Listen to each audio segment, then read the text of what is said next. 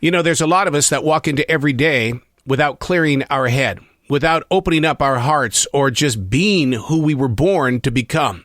What we do is we allow every headline in the newspaper, on Facebook and Twitter to consume every inch of space that's available inside those places that create the words that we speak. And then we wonder, so what went wrong here?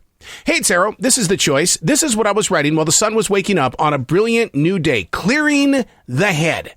Something so odd to do at the beginning of every brand new day, and yet each one of us feel as if we're carrying the weight of everything that we have dreamed. How something so non-existent can be so real. Our typical reaction is to wake up and then to check back into reality. Then we play the game of trying to get back to sleep. Now, as of late, I've been trying something new. I call it returning to the pictures. Yeah, it's kind of a stupid stunt. I'll lightly go back to sleep and pop back out of that dream. That's when I realized, wait a second, I was there. I was inside the pictures. Learning how to control those pictures is a part of meditation that allows you to go into moments of rest and sleep and to stay there in a deep, relaxed state without having to worry about the physical pictures that are adding nightmares to your daytime hours. Seriously, so many thoughts want to flow freely from our farm factory of multiple faces and personalities. Our minds, these thinkers that we carry around with us every single day, I believe that they were designed to be let down, and the rest of your soul is supposed to keep you strong and firm in your foundation. But when we are let down, it's that feeling of being led down a trail only to be dropped off at the beginning. I mean, we should have known something was going wrong by reason of awareness.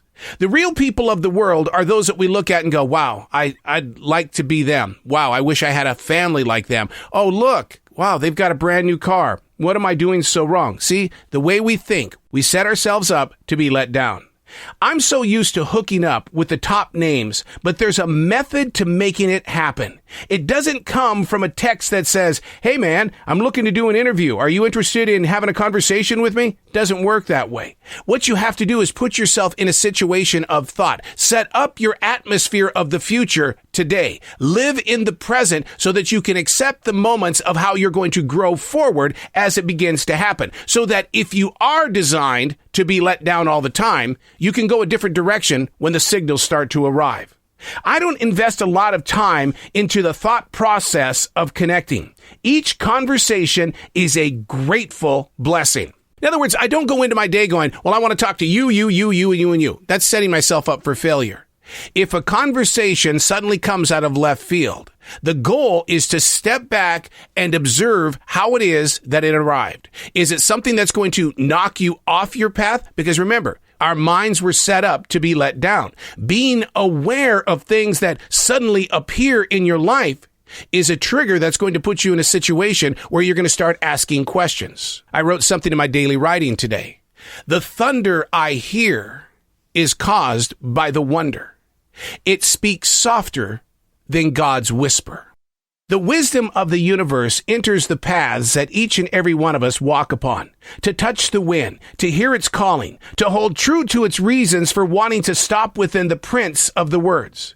Now, I personally write every day. How you communicate to yourself is going to be a journey that you've got to accept on your own, but you've got to stay true to it. It takes a very long time to trust the inner self. I feel the presence of God, and yet I could never draw a picture of God on a canvas. Inwardly, I do breathe to free the storms caught in the multiple valleys. I trust that I have faith, hope, and love for the openness of the Lord. And it's within those new beginnings that I personally begin to prepare for the guidance to be lifted up, to speak out, to believe, to carry into a new place of space.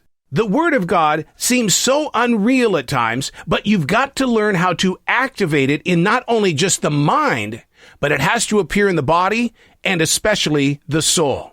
And that's why when things do come out of left field, God gives you that inner eye to see if you're going to be triggered into making sure that your mind isn't let down. I had a friend tell me one time that he loves it when sports fans get upset that their teams lose. He says, that's a real sports fan.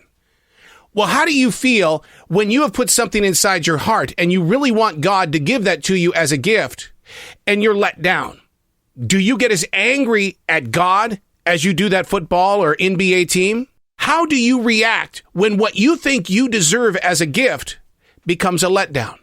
What would happen if you learned from that letdown and you started to study that through awareness? Maybe God is trying to get you to go in this direction because he knows if you take a right at that thought, the other side of the hill is where the victory is going to be. Now, it may not be the victory that you foresaw, but it's always going to be a victory in his name. Your strength, his word. Your challenge, your change, his destiny. Learning to let God work through you is the best way to handle the letdown. I'm Arrow, and that's what I was writing while the sun was waking up on a brilliant new day.